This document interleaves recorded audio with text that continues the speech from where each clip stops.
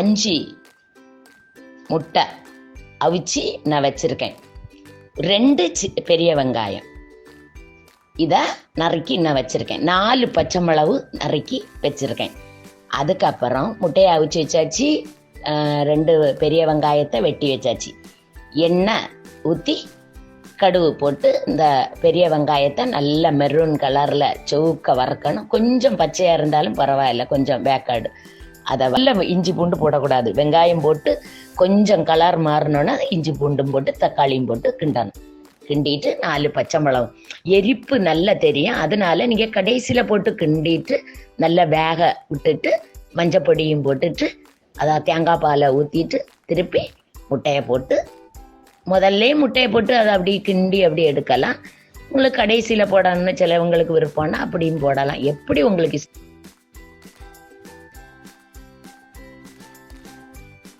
செய்யணும்னா கொஞ்ச நேரம் வதக்கி வச்சுட்டு அந்த முட்டையும் போட்டு வதக்கணும்.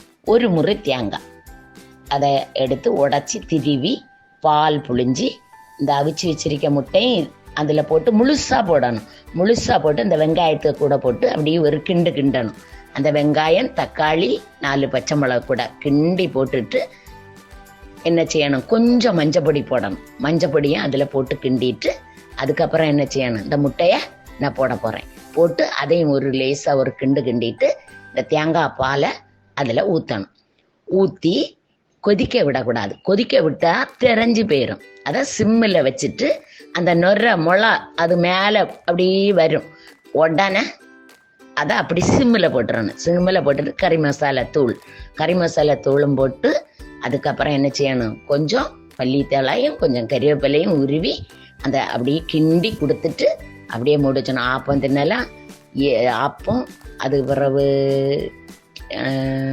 சப்பாத்தி, எதுனாலும் இடியாப்பம் எதுனாலும் வச்சு அப்படி செய்து சாப்பிட்டு பாருங்க. நான் அப்படி சாப்பிடுவேன்.